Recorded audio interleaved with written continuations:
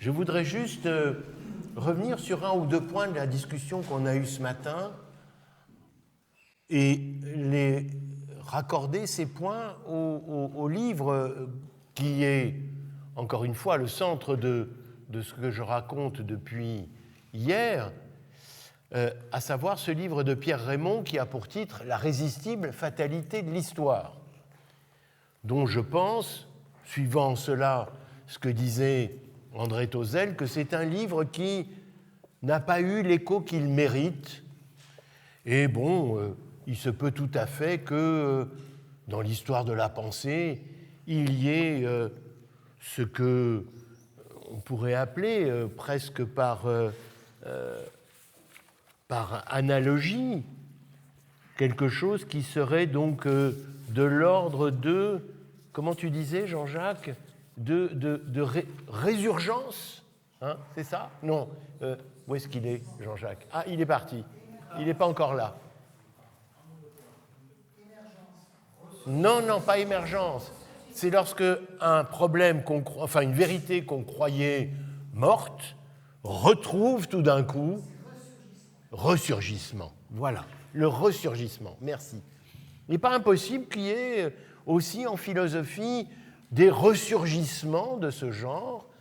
Et c'est un peu ce que je voudrais soutenir, à savoir que le développement de cette façon particulière d'écrire l'histoire qu'est l'histoire contrefactuelle d'un côté et la micro-histoire de l'autre, eh bien que ça rende, je dirais, intéressant à nouveau ce texte de Pierre Rémond, dans la mesure où, me semble-t-il, sa façon de concevoir le temps, c'est-à-dire un temps non pas contigu, mais un temps continu, on va revenir un tout petit peu là-dessus, eh bien que ça permettrait à ces pratiques historiographiques, à ces entreprises historiographiques, de recevoir, s'il est vrai qu'elles en ont besoin, s'il est vrai que ça peut servir à quelque chose, ce que l'on pourrait appeler une assise philosophique dont elle me semble bien souvent démunie, et je crois même que dans certains textes de ces livres, en particulier dans le livre « Pour une histoire des possibles », et d'autre part aussi dans celui qui a pour titre « Écrire l'histoire avec des scies », hein, on est d'accord, pas des scies pour scier, hein, il y a déjà Georges Perec qui disait « l'histoire avec sa grande hache ». Bon, on ne va pas faire d'histoire avec des scies pour scier les gens. Mais il me semble que dans ces deux textes, qui sont un peu les deux textes théoriques de l'histoire contrefactuelle, il me semble qu'il y a la recherche, d'un fondement philosophique, d'un appui philosophique, et que c'est chez Renouvier, mais je ne vais pas avoir le temps d'en parler, c'est dans un livre de Renouvier qui a pour titre « Uchronie » que ces auteurs vont aller le chercher, mais il me semble que le livre de Renouvier, mais c'est un peu dogmatique ce que je vais dire, n'est pas le véritable moyen de cette assise, et que par contre, bon, on peut dire que je ne suis pas très objectif, le livre de Pierre Rémond paraîtrait un élément plus intéressant et plus fort. Pourquoi ?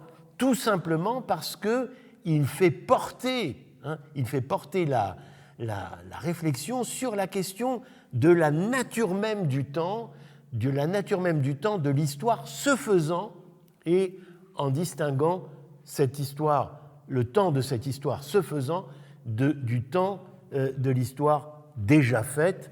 Mais justement, le travail de la contrefactualité, c'est d'essayer de faire passer la nature du temps se faisant dans le temps de l'histoire faite. Mais je vais y venir dans un moment. Je veux juste reprendre 2 ou 3 points. Il me semble en tout cas important, ou intéressant, prometteur, de se donner comme objectif, peut-être pour le prochain colloque, le colloque numéro 2, d'inviter à réfléchir sur l'émergence, sur ce concept un peu étrange qui est peut-être comme ce qu'on a appelé à un moment donné, ce qu'on a dit à un moment donné, du hasard, ce n'est rien d'autre que l'autre nom de notre ignorance des causes. Et est-ce que l'émergence a un statut plus intéressant, plus fort? En tout cas, cette question de l'émergence est présente dès le départ de la réflexion matérialiste. Vous vous souvenez, vous le savez peut-être, mais il y a des textes d'Épicure, et on retrouve cela chez Lucrèce, il y a des hommes qui rient, d'accord? Des hommes, l'homme est un animal qui rit, mais, dit Épicure, il n'y a pas d'atome rieur. C'est c'est la composition d'un certain type d'atomes, enfin, pas d'un certain, une certaine combinaison d'atomes produit quelque chose que l'on pourrait appeler des propriétés qui n'appartiennent pas aux éléments du tout. L'atome n'est pas rieur, mais les individus que nous sommes composés d'atomes sont capables de rire. Et donc la question qu'on pourrait poser, c'est les atomes n'ont pas de libre arbitre, ne sont pas libres. Ils ont simplement une faculté physique de décliner, le clinamen. Et peut-être que le libre arbitre est une propriété des êtres complexes que nous sommes, faits d'atomes non libres, mais capables de décliner. Et d'une certaine façon, la liberté serait comme serait ce que le rire est à l'atome non rieur. D'accord ? Mais après tout, je ne sais pas très bien ce que cela peut signifier exactement, comment le penser. Il est vrai qu'on peut aujourd'hui dire que si nous rions, c'est parce que nous avons des neurones qui, à un moment donné, nous déterminent « Ah !» Mais après tout, je ne sais pas si c'est absolument satisfaisant.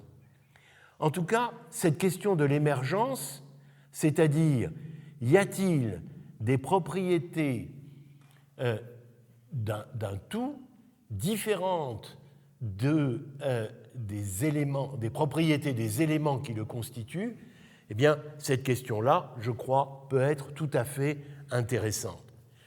Deuxième point que je veux évoquer. Dans tous les textes qu'on évoque et dans les discussions qu'on a eues ce matin, on nous dit « ce n'est pas une surprise que de trouver parmi les philosophes des gens qui disent « le libre arbitre, c'est une illusion ». Bien sûr que ce n'est pas une surprise. Ce qui est beaucoup plus complexe, c'est que si on reprend la position éternaliste que tu posais ce matin, ce n'est pas seulement le libre arbitre qui est une illusion, c'est la liberté dans toute sa... On est bien d'accord. C'est la liberté qui n'a plus strictement aucun sens, à part d'être une illusion de plus. Est-ce qu'on peut le dire comme ça? Hein? Du même point de vue qui dit que le libre arbitre est une illusion.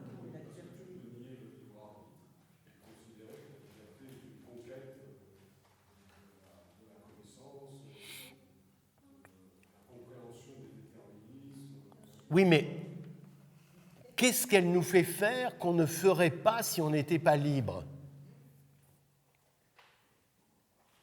Étant donné l'hypothèse éterniste ou éternaliste, enfin je ne sais plus.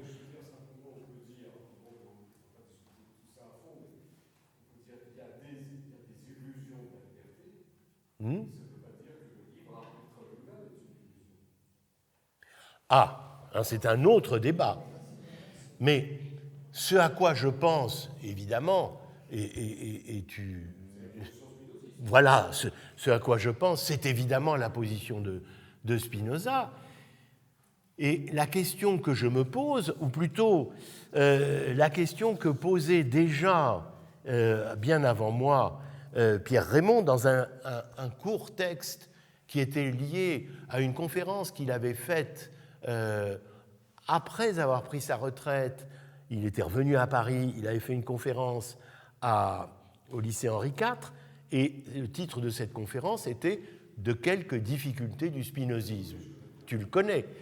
Et il posait cette question toute simple: est-ce qu'il y a un sens à parler de liberté s'il est vrai qu'il n'y a pas de contingence? Voilà. Or, si on suit ce que dit Spinoza, il est évident que la contingence et le possible sont eux-mêmes des illusions, ou plutôt des choses que l'on pourrait en droit annuler, comme dans la théorie je sais pas, du hasard. On dit que si on avait des instruments suffisamment précis, on pourrait calculer exactement où va aller la petite bille au moment où on lance la roulette. Mais comme on ne les a pas, on appelle ça le hasard. Alors, est-ce qu'il y a vraiment du hasard, ou est-ce que le hasard n'est rien d'autre que la marque des limites de notre connaissance? C'est un vieux problème que reformule aussi, si mes souvenirs sont exacts, le Borel, justement, dans son travail sur le hasard. Bref, ce que je veux dire, c'est qu'il est très difficile de nier l'existence du libre arbitre et, d'autre part, de la contingence, de l'existence du contingent, sans pour autant que ça aboutisse à une liberté dont on a du mal à comprendre exactement le sens du mot liberté. Et ce qui m'apparaît important, mais là aussi je pose simplement des questions, ce qui me paraît important aussi dans la référence que fait Pierre Raymond, puisque c'est mon objet, la référence que fait Pierre Raymond dans ce livre à Einstein, c'est une référence qui, à mon avis, a simplement pour objectif de dire tous ceux qui ont considéré que le modèle auquel l'histoire devait faire référence, l'histoire comme discipline scientifique, c'est-à-dire essayer d'expliquer ce qui s'est passé à la façon dont tel ou tel événement a eu lieu, essayer d'expliquer ce qui a eu lieu, comme on explique dans la physique qu'une boule de billard transmet son énergie à une autre boule, etc. C'est l'idéal, l'idéal de la science historique historienne plutôt, a été pendant longtemps l'idéal la physique, c'est-à-dire retrouver quelque chose comme un déterminisme à l'intérieur de l'histoire. Et ce qu'il dit, c'est la physique aujourd'hui ne permet pas, puisqu'il y a ce fameux passage d'Einstein, ne permet pas de parler clairement de déterminisme, et c'est ce qui fait justement qu'il dit c'est étrange, on a l'impression que la physique, la métaphysique, cette métaphysique indéterministe qui se crée peu à peu. Mais ce que je veux dire, c'est donc qu'il y a quelque chose comme une difficulté aujourd'hui à appuyer le modèle de l'intelligibilité historienne sur le modèle de l'intelligibilité physique du fait de l'apparition, au début du XXe siècle, d'une nouvelle physique dans laquelle, pour reprendre le vocabulaire de Bachelard, il n'y a plus de choses. Bachelard définit ça de la façon... définit le nouvel esprit scientifique, entre autres par la défaite du choquisme la défaite du chosisme, et il n'y a plus de choses, il n'y a plus de choses qui se heurtent, et donc la question de la causalité devient une question encore plus vertigineuse qu'avant. Troisième point,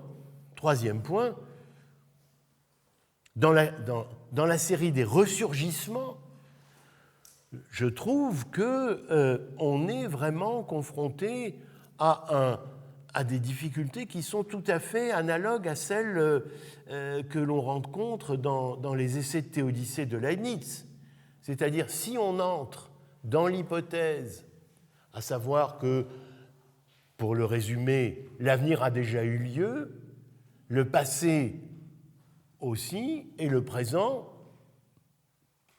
en aucune façon ne dépend de nous. On risque d'aboutir à toute une série de problèmes que Leibniz évoque dans les essais de théodicée, j'ai essayé de retrouver ça rapidement tout à l'heure, et il dit « Cette considération fait tomber en même temps ce qui était appelé des anciens, le sophisme paresseux, hein, c'est-à-dire, je crois que c'est logon à ergon, hein, le fait de ne plus rien faire, et qui concluait à ne rien faire. Car, disait-on, si ce que je demande doit arriver, il arrivera, et quand même je ne ferai rien. Et s'il ne doit point arriver, il n'arrivera jamais, quelque peine que je prenne pour l'obtenir. On est d'accord, on se retrouve exactement par un ressurgissement étrange dans ce genre de situation. Alors vous savez peut-être que Leibniz distinguait entre le sophisme paresseux et toute une série d'autres formes, en particulier ce qu'il appelle le sophisme à la turque ou le fatum mahometanum, hein, c'est-à-dire mektoub, on n'y peut rien, hein, d'accord, c'est comme ça. Et donc on pourrait appeler cette nécessité qu'on s'imagine dans les événements fatum mahometanum, comme je l'ai fait remarquer ci-dessus, parce qu'on dit qu'un argument semblable fait que les Turcs n'évitent point les lieux où la peste fait ravage. D'accord ? Et là, vous avez justement un écho tout à fait intéressant. C'est le chapitre 3 du livre 1 du contrat social, où Rousseau fait référence à cette idée, puisque il dit, oui, toute puissance vient de Dieu, d'accord, mais, dit Rousseau, ça veut dire que la maladie vient de Dieu.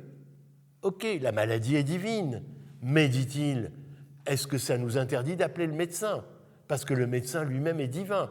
Et donc ça aboutit à quelque chose qui est très compliqué à vivre, c'est-à-dire, qu'est-ce qu'on fait ? Que reste-t-il à vivre ? Enfin bref, voilà ce que je voulais juste évoquer dans cette...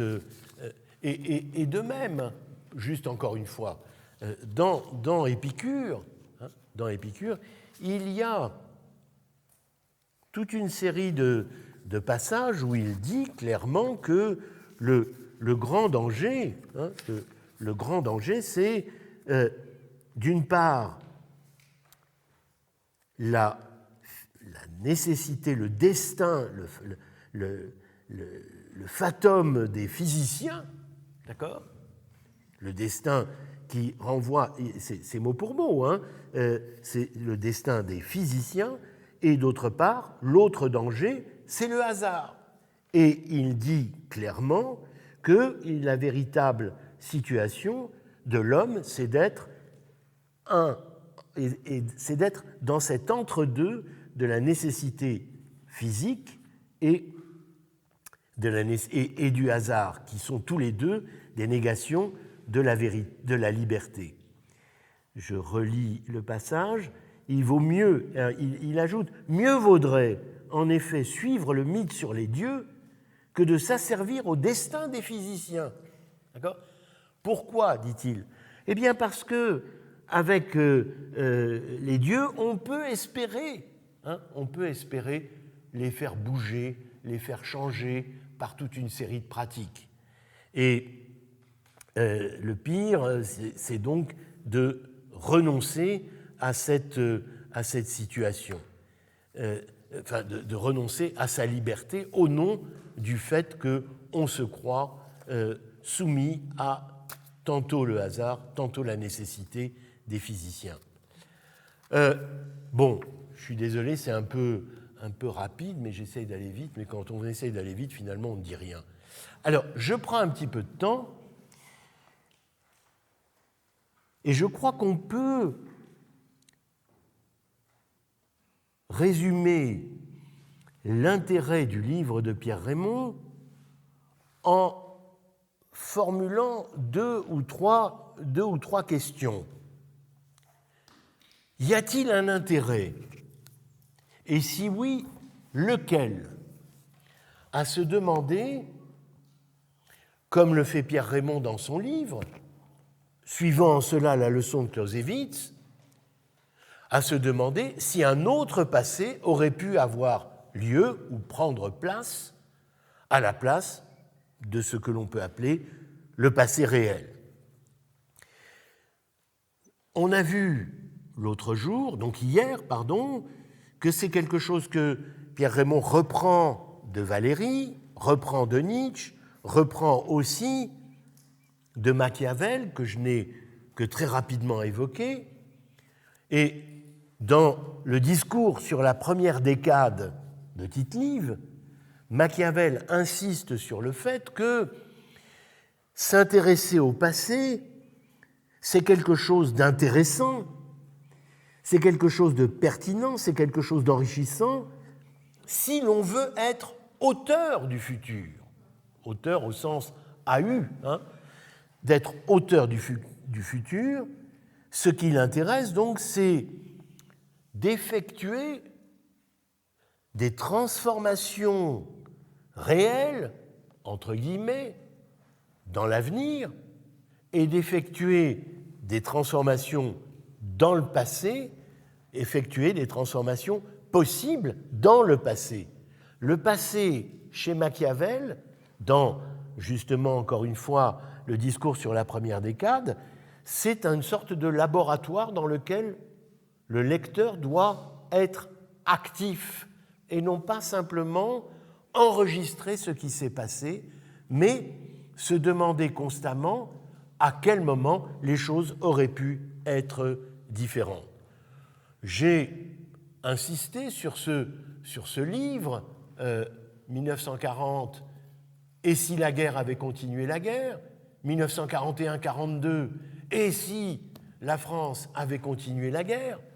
Et donc, dans ces livres-là, il y a la tentative tout à fait proche de ce que proposait Machiavel, tentative de suivre jusqu'au bout cette hypothèse. Et donc, quel gain peut-on espérer à pratiquer ce genre de spéculation? Ce sont des spéculations, évidemment. Est-ce que c'est une perte de temps? Est-ce que, on pourrait presque dire, toujours en paraphrasant Spinoza, l'homme sage ne pense à rien moins qu'au possible, et sa méditation est une méditation sur de ce qui a eu effectivement lieu, ou bien est-ce qu'il y a un intérêt là-dedans?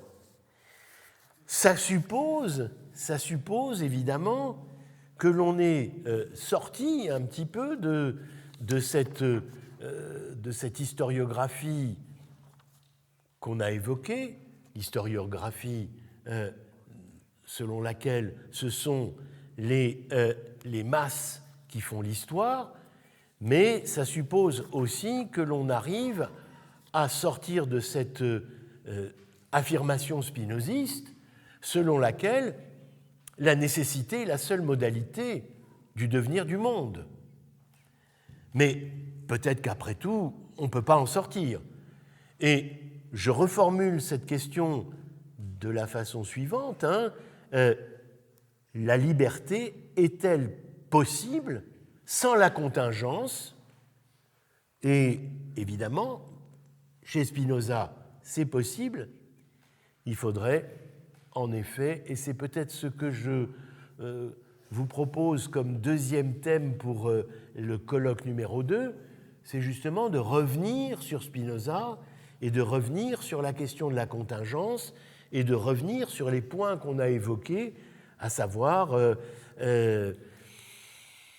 est-ce que on peut se contenter de ce que dit la proposition 16 d'éthique 1, de la nécessité de la nature divine, doivent suivre en une infinité de modes, une infinité de choses, c'est-à-dire tout ce qui peut tomber sous un entendement infini.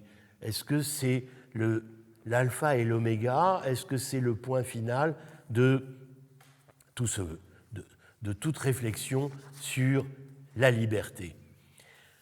L'autre question que pose le texte de Pierre Rémond, c'est quel est le sens du mot science dans l'expression science de l'histoire? Et évidemment, il a comme objectif de déstabiliser l'affirmation selon laquelle c'est la physique qui est le modèle idéal pour comprendre ce qu'est l'histoire. Et il insiste là-dessus, à savoir qu'il y a une complémentarité problématique entre le marxisme comme théorie qui donne une théorie de l'action et le marxisme comme, on l'a vu un peu la dernière fois, le marxisme comme théorie qui plutôt ferait passer le capitalisme du côté de l'éternité ou de la... Bon, on va laisser le mot éternel.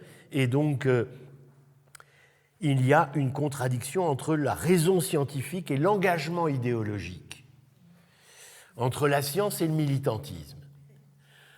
Alors maintenant, à quoi bon la contrefactualité au galop, hein? La première chose, c'est peut-être que ça révèle cette aptitude, à savoir essayer d'envisager qu'un autre passé a eu lieu, donc faire une histoire des possibles. Il n'est pas aberrant de penser que ça révèle quelque chose qui peut être considéré comme une particularité spécifique du cerveau humain, d'après ce que disent un certain nombre de commentateurs. Seul le cerveau humain autorise le raisonnement contrefactuel. Il y aurait quelque chose de tout à fait spécifique d'un point de vue anthropologique, et y renoncer serait peut-être renoncer à quelque chose comme une aptitude. Mais, deuxième point, une redéfinition est absolument nécessaire pour, comme on l'a dit hier, pour ne pas diverger sans divaguer. D'accord ? Plutôt pour diverger sans divaguer. On est d'accord. Et il faut tracer une frontière certainement complexe entre réalité et fiction sur bien des points.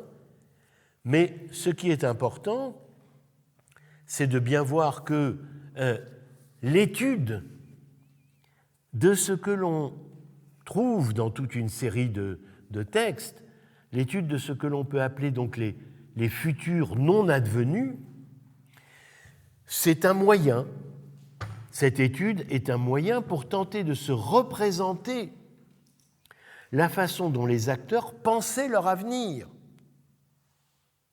et pensaient la diversité des scénarios futurs. Et donc, les futurs du passé, l'analyse des futurs du passé permet de comprendre comment les acteurs voyaient la situation dans laquelle ils étaient immergés, la façon dont ils le pensaient, la façon dont ils le voyaient, et donc, à partir de là, la façon dont ils ont pris, même si ça peut paraître illusoire, des décisions. Et donc, ces virtualités permettent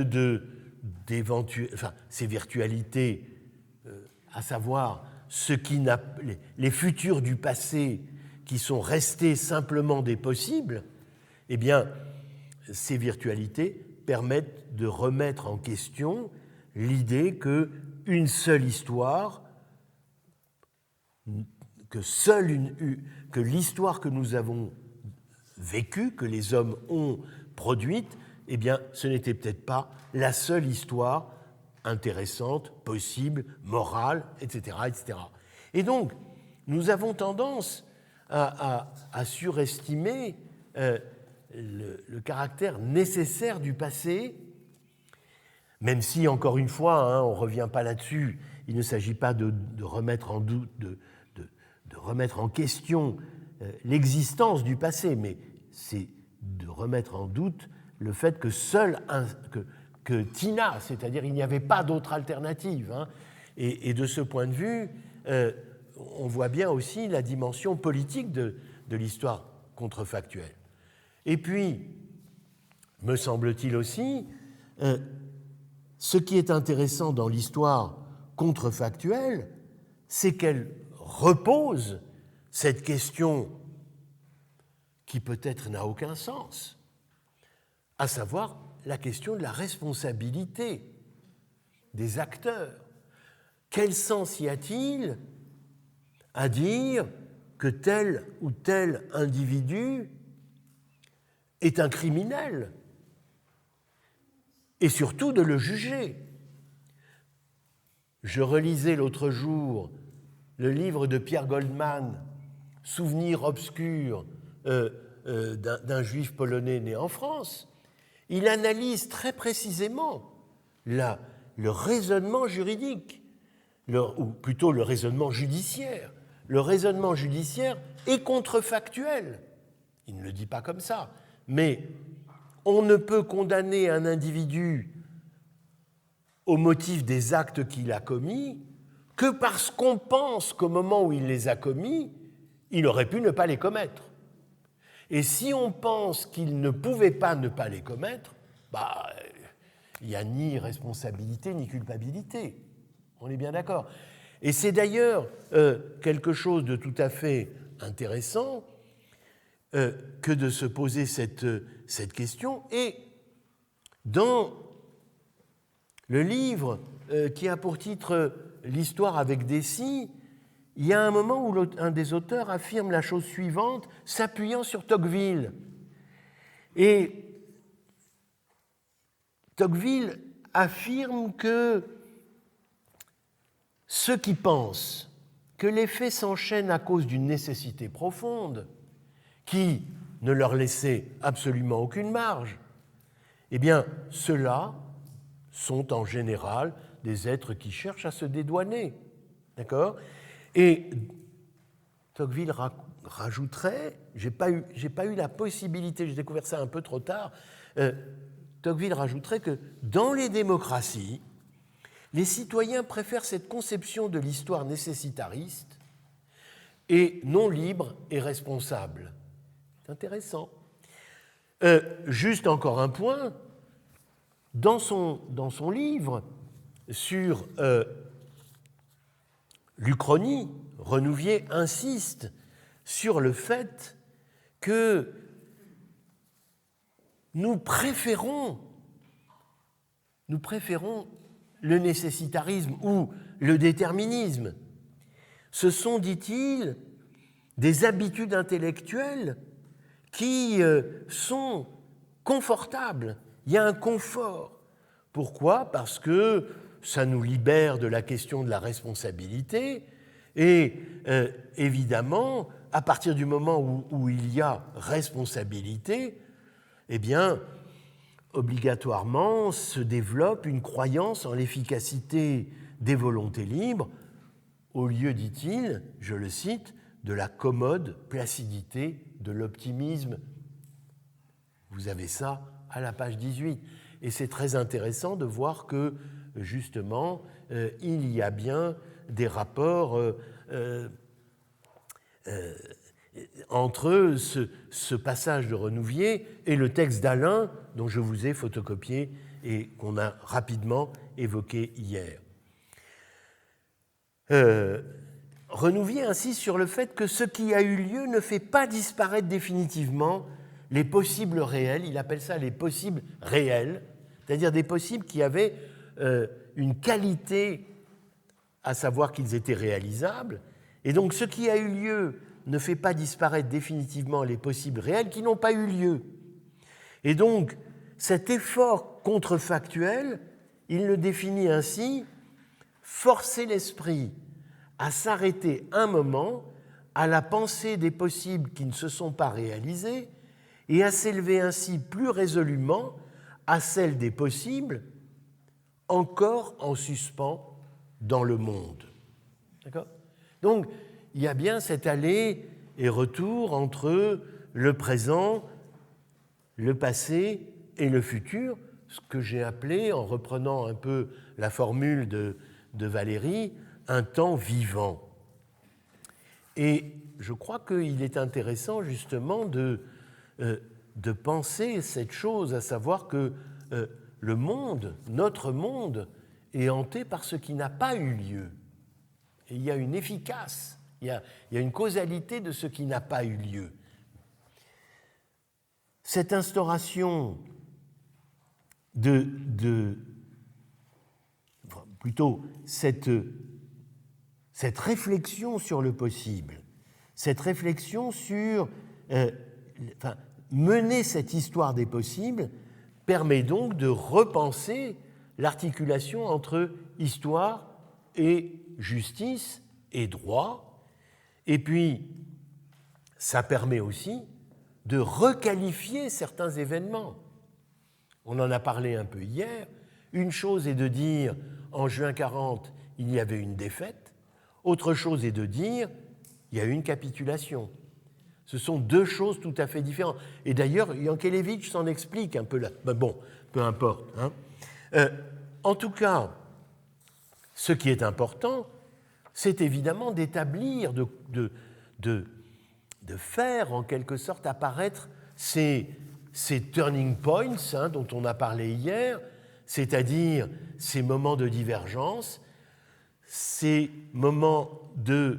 points de divergence, ces bifurcations, ces échangeurs, ces déclinaisons, ces points pivots, ces points de scission, ces carrefours, ces moments de basculement, ces points de bascule, ces marges de manœuvre, etc. Tout ça est tout à fait intéressant s'il est vrai qu'on se donne comme objectif de repenser l'histoire et l'histoire passée comme laboratoire pour produire justement des analyses concrètes de la situation concrète en redonnant à cette formule de Lénine, ce que propose d'ailleurs Pierre Raymond, de la prendre au sens suivant, à savoir que c'est une façon de se demander qu'est-ce qui, dans le futur, est encore indéterminé, étant entendu qu'il y a évidemment une partie du futur qui est nécessaire.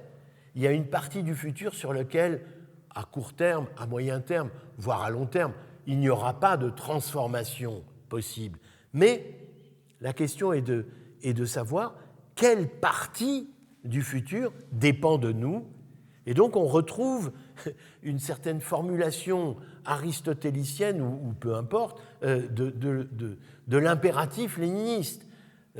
Analyse concrète de la situation concrète, ça veut dire essayer de savoir ce qui, dans notre présent et dans l'avenir, dépend de nous, étant entendu que, bien sûr, ce n'est pas une illusion. Mais ça suppose, et je finirai sur ce point, ça suppose qu'on ait libéré justement le temps de toutes ces fausses, de tout ce qui le, de tout ce qui le corsette, de tout ce qui est un peu à l'origine de ces malentendus sur le temps. Le temps n'est pas un train, le temps n'est pas un fleuve, le temps n'est pas le développement de quelque chose qui est enveloppé, le temps n'est pas... Alors, c'est d'ailleurs tout à fait intéressant parce que,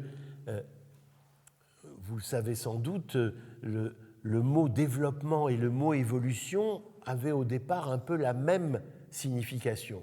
Mais peu à peu, et c'est justement tout à fait analysé dans un livre qui a pour titre « Du développement à l'évolution », un livre qu'a écrit entre autres Georges Canguilhem, hein, ce qui est intéressant, c'est de voir que peu à peu, le mot évolution s'est détaché du mot développement et qu'il ne signifie pas du tout un processus, comment dire, d'extension des potentialités, mais que le mot évolution va faire apparaître justement autre chose, c'est-à-dire ce qui a été évoqué un peu tout à l'heure, c'est-à-dire le rapport entre des vivants et un milieu et des contraintes. Et donc,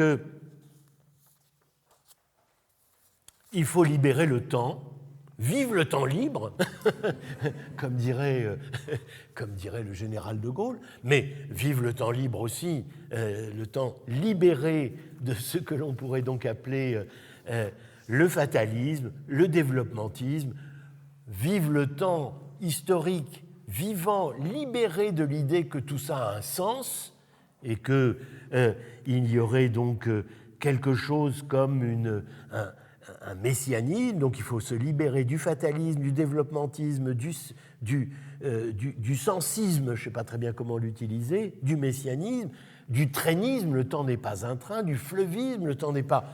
Bref, de la confusion entre... et plus globalement, donc de l'historicisme, pour reprendre l'expression, enfin, en prenant le terme dans le sens que lui propose Popper. Mais tout ça n'a d'intérêt qu'à la condition, justement, de ne pas avoir le sentiment que les jeux sont faits, que l'avenir est écrit, qu'il n'y a au fond plus rien à faire que de continuer à avoir cette illusion. Enfin bref. En tout cas, je voulais dire, puisqu'on avait dit qu'on arrêtait à 18h, il est 18h05, je voulais dire que vraiment, je suis très très content. Je suis extrêmement content de ces 2 journées. Je suis très content pour aussi bien tout ce qui s'est dit que pour ceux qui ont connu Pierre Rémond et Xavier Renoux. Je crois qu'ils auraient été très heureux que pour penser à eux, on ne fasse pas une minute de silence, mais qu'on fasse 9 heures de discussion, de colloque, et que c'est beaucoup mieux, me semble-t-il, que s'enfermer dans une sorte de mausolée ou d'évocation plus ou moins solennelle. Je crois que ce qui est important, et c'est d'ailleurs le titre du livre que Xavier avait organisé comme un hommage à Pierre Rémond, c'était « D'abord penser ». D'abord penser, mais vous savez bien que la pensée est un exercice solitaire et que la preuve de la pensée, c'est la parole. C'est ce qu'on a fait, c'est le colloque. Et puis, je vous donne rendez-vous l'année prochaine, ou je ne sais pas très bien quand, mais il me semble que ça pourrait être intéressant de réévoquer cette question de l'émergence, de cette question du rapport entre Descartes et Spinoza, dont Francis Wolff a parlé, même s'il ne s'en souvient pas, à Valence. Il s'en souvient. L'année dernière, oui, en janvier, c'est ça, en janvier. Et cette conférence justement revient sur la question du libre arbitre, parce que c'est là-dessus qu'il est en train, semble-t-il, comme un peu l'avait fait il y a longtemps, Pierre Rémond, il le dit d'ailleurs, Pierre Rémond, dans Dissiper la terreur et les ténèbres, il dit clairement bah oui, j'abandonne un peu Spinoza et je reviens à Descartes. C'est clair. Dernier point, pour ceux d'entre vous qui...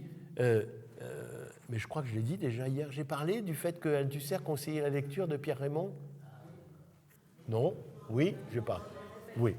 Bon. Eh bien, c'est dit. Voilà. Merci. Voilà.